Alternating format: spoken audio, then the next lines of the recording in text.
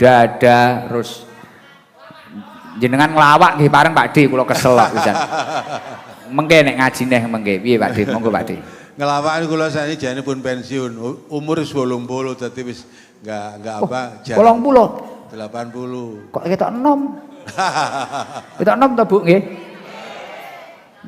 Saya lahir 24 April 1945.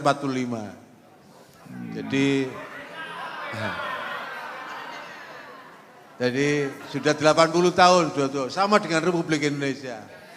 Wah, kalau pengalaman lawak saya itu sebenarnya karena terpaksa mawon. Pripun ceritane? Kula niki bapak kepala desa, anak wong sugih. Sekolah males. Senengane ngeludruk Gus, kula niki Gus. Oh, Ngeludruk dadi matur-matur ngaten. Diseneni karo bapak. Kon kudu sekolah supaya pinter kon iki. Seneng mawon. Nanti sampai diusir kula kali bapak saya. Minggat kula. Tumut ludruk. Sampai umur berapa? Berapa bulan kemudian diparani.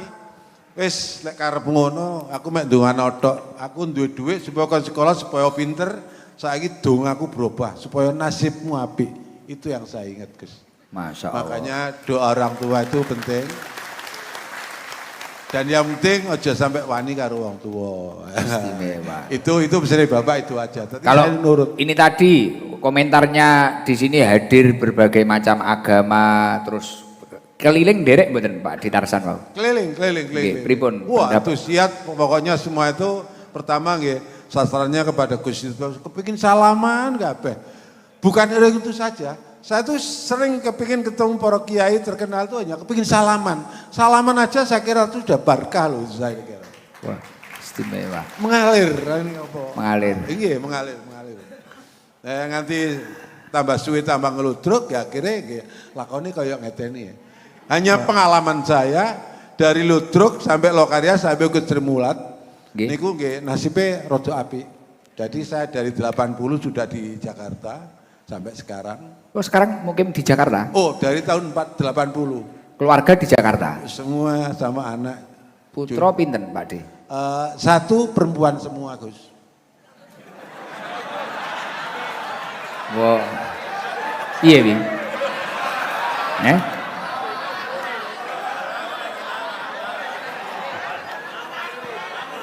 Salah mboten Bu?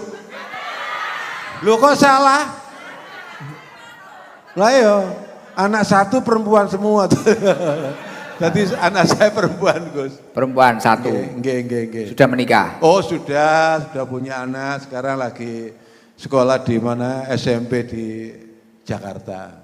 Ini sudah. Tadi kok pengen datang ke sini gimana Pak D ceritanya? Ya saya tuh sekali lagi sering memang kata bapak saya, jangan lupa kamu sering berjabatan dengan orang yang punya karisma, punya ilmu, supaya alirannya itu supaya mengalir itu aja.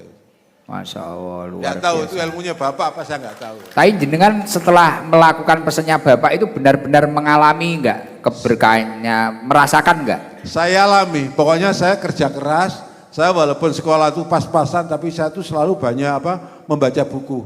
Saya buku apa aja saya baca, sampai sekarang di Jakarta tuh sudah hampir 1 lemari, tapi kemarin diminta sama yayasan katanya untuk apa? Untuk perpustakaan. Iya, untuk itu pokoknya di perpustakaan itu untuk dibaca-baca gratis itu. Ya itu aja yang saya bisa beramal. Berarti habis ini pulang ke Jakarta lagi? Ya ke Panjen dulu, pulang di rumah ada ke Panjen Gus. Rumah orang tua? Rumah saya Bos. Jadi hasilnya ngetoprak dulu Bos. Nah yang nunggu sekarang siapa di Kepanjen itu? Yang nunggu. Jadi mau saya jual ini pulang sambil ngurus IMB. Alhamdulillah udah selesai. Ya rezekinya waktu itu karena Bapak jadi bupati di mana? Madiun. Saya juga tahun 96 pernah jadi bupati di Trenggalek Pak. Jadi waktu itu lakonnya ketoprak Ponorogo itu berarti yang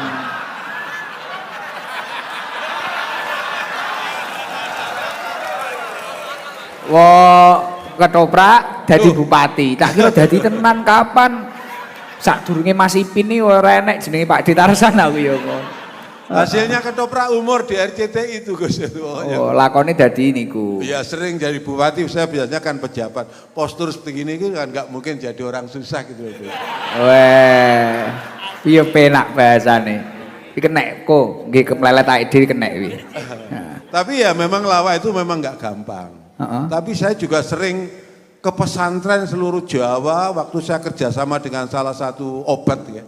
Itu sampai ke Banyuwangi sana. Pertama itu waduh, waktu itu kalau orang top itu belum ngomong tuh wah. Sampai gagal total. Delalah ketemu Gus Dur. Ini cerita. Gus Banyoli ngene santri-santri ini Gus. Apa? Arek cilik ngomong tarsana bengok-bengok. Dibisi tok sing ngomong ngene tok ne. Berarti begitu rame-rame tuh kan ngomong Al-Fatihah. Woi Tarsan Al-Fatihah kabeh melok pun. Tenang pun. Karo santri penak ngono. Pokoke Al-Fatihah ngono langsung nyaut, wah meneng langsungan. Terus enten hukum ale supaya penonton nguyu ya. Karena apa ya?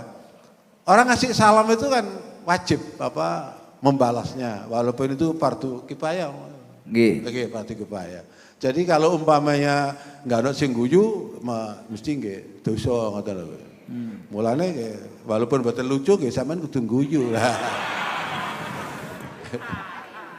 Ya itu kata Gus Dur aja. Memang pengalaman saya banyak, saya sering bergaul. Wah istimewa, 80 tahun tapi ketok muda loh ya. Kok kisut Bu. Sabut kisut. Tapi biasanya nek lokal-lokal iki 80 ya ketok sewepo. 80. Saya April 45. Ada teman saya dari Sri Mulat yang lebih tua, Mas Tesi itu sudah 83, 83. Oh, Mas Tesi lebih di tua. Jakarta. Di Jakarta masih sehat. Wah istimewa. Masih sering tampil. Nek jenengan jarang ke Sri Mulat tampil aki jarang ya jenengan? Masih jarang-jarang ada Gus, jarang-jarang. Tapi enggak seperti dulu. Memang ya ngelawak itu memang ya susah. Sekarang kalah sama stand up comedy Gus. Kalau kita keluar Jawa itu kan 5 orang, wah teman 16, tapi stand up comedy paling manajer sedikit dan memang anak-anak stand up comedy secara jujur kita kalah karena beliau itu adalah apa sih itu S1, S2 juga ada anak stand up comedy. Jenengan S2 lah SMP kelas loro. Oh SMP kelas loro metu. S2 Pak D. Tarsan. Kondang. Ya, kalian nekat mau. Kedua kali nggih ke sini nggih. Nggih, pengalaman saya mungkin seluruh Indonesia, baru saya ini yang selalu ke daerah-daerah konflik.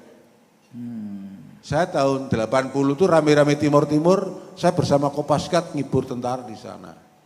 Terus kemarin 2009 saya juga seragam Unifil di Libanon, Gus. Wah kemarin, baru kemarin. 2009. Itu tergabung Garuda 23J. Berapa hari di sana? Hanya berapa hari, hanya 3 tempat aja di sana, di Libanon Selatan 2 kali, di kedutaannya sekali. Saya sama Marwoto. Masya Allah. Pak D. Marwoto. Oh sering ketemu nggih? Nggih. Mas Denny, Abah Kirun. Nah itu saya kalau Mbak Bakirun seringnya ya di Jakarta gak pernah. Kalau ke Libanon itu sama Marwoto oleh hadiah. Dia tuh kadang-kadang itu gimana ya, ditawari, ini mau rekreasi kemana? Kasih tiket. Ada mau ke Paris, rekreasi kasih kesempatan. Deket mana ya? Yang ini kalau umroh. Wah umroh dari Beirut itu hanya 2,5 jam, kalau nggak 2 jam lebih sedikit. Ya apa umroh?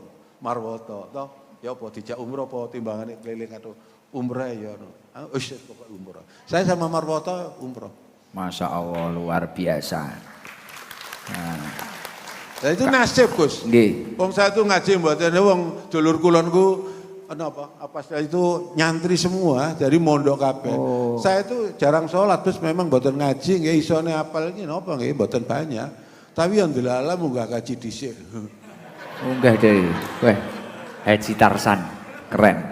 Cerita-cerita lucu apa yang pernah dialami? Kan mesti Sri Mulat Dagelan ini kan kathah toh cerita menarik lucu no. Kalau di Sri Mulat itu waktu zamannya orang nggak tertawa, orang nggak Banyul pun tertawa Gus. Sampai saya tuh pernah ingat waktu di Jakarta itu ada wawancara, saya juga mendengarkan saja sama almarhum, sampai lupa saya. Bukan. Tokoh drama Rendra. Rendra sama wartawan sama siapa. Orang nonton Sri Mulat itu kenapa sih? Begitu Gepeng keluar belum ngomong tertawa. Balik lagi tertawa lagi. Semuanya kan begitu. Jawabnya Mas Rendra apa? Ya orang Jakarta itu orang sibuk mencari kebodohan ya nonton Sri Mulat itu. Terus saya juga menjawab. Ya mungkin karena udah tahu di Surabaya kan terkenal dulu. Jadi orang sudah tahu itu pelawak itu tertawa sudah. Jadi dia sudah tertawa, belum ngomong pun tertawa, itu sampai beberapa kali itu begitu. Kalau sekarang lebih sulit nggih? Sulit, sekarang harus komunikatif. Saya pernah gagal itu waktu hari ABRI pertama ditangkap tentara, waktu itu panglimanya Pak Yusuf. Nggih. Hari ABRI, enggak lucu, belas. Enggak enek sing guyu. Iya, karena pertama di lapangan, terus kedua, saya kan pengurus Sri Mulat waktu itu. Nggih. Terima duit itu. Pak Tarsan, lain kali itu harus belajar ngelawak.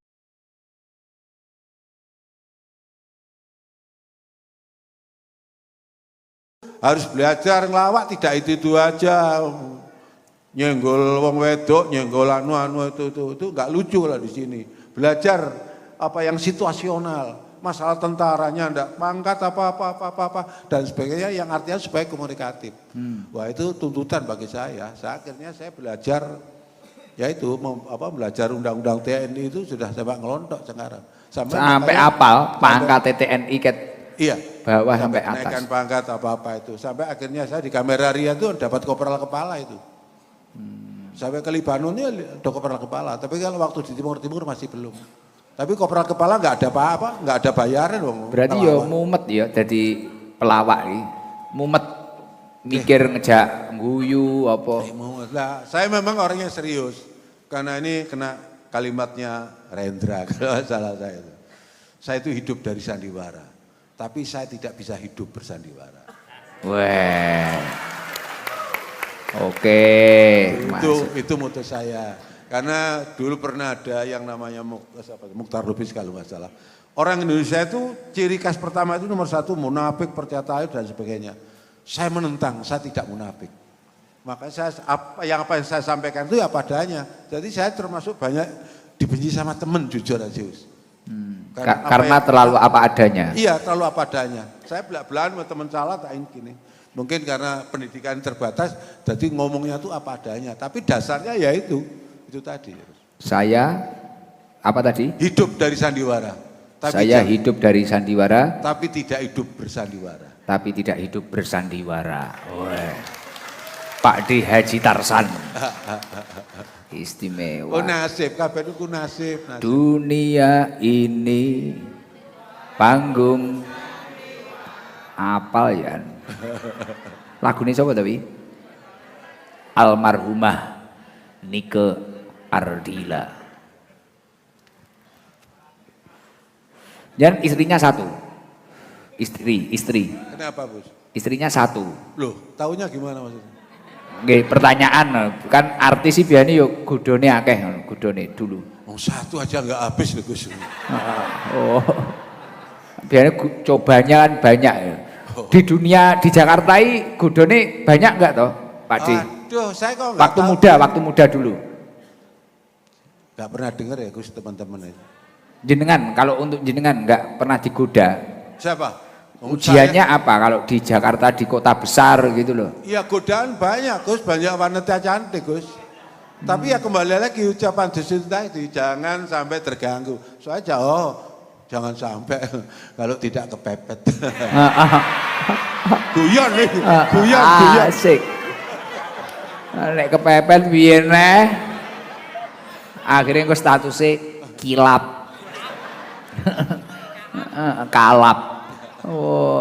Tapi ya bener loh. Ae dhewe kadang kan ngelokne wong iki wah wingi ngene ngelek-ngelek. Umpane nek wong apa lah, korupsi.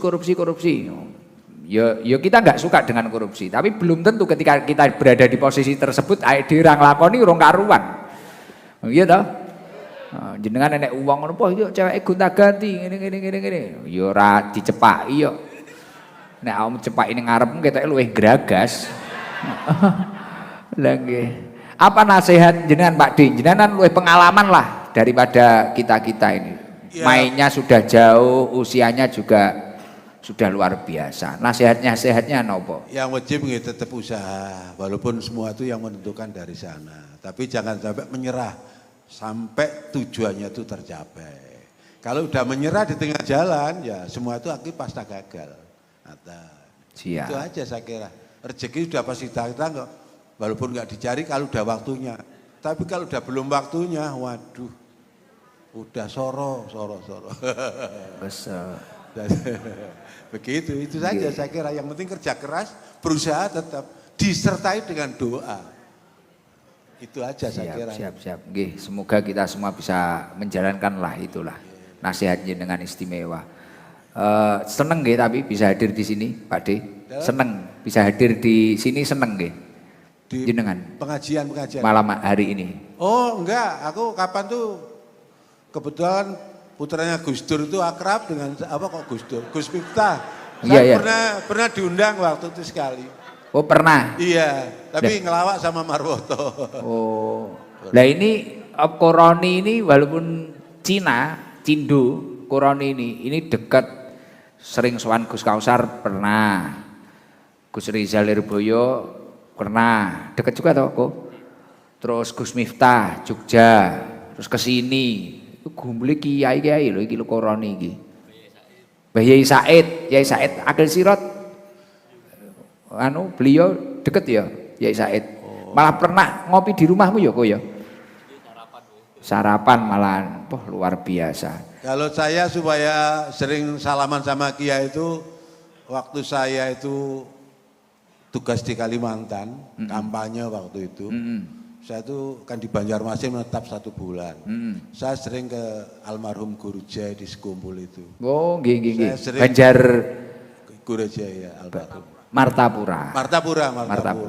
Ini salaman, balik salaman. Sering salaman sama orang, nggak saya aja, siapapun kamu sering salaman. Hati kita dulu supaya anunya mengalir. Makanya saya nyari Gus Idam jauh-jauh tak datangi, siang-siang ya ketemu loh. Itu aja. Saya banyak kiai yang sering saya datangi. Alhamdulillah. Semoga tambah terus sehat, rezekinya lancar, berkah semuanya. Makasih loh Pak D. Ngapunten. Saya juga terima kasih kesempatan bisa ketemu Gus Idam yang kedua kali ini. Alhamdulillah. Alhamdulillah saya bisa ketemu sama umat. Itu tadi mungkin anggapan omongan saya itu hanya canda. Semoga bisa bermanfaat. Amin. Yang jangan dipikir itu tadi. Ya. Omongnya dagelan kok dipercaya. Makasih Pak D. Assalamualaikum warahmatullahi wabarakatuh. Waalaikumsalam warahmatullahi wabarakatuh.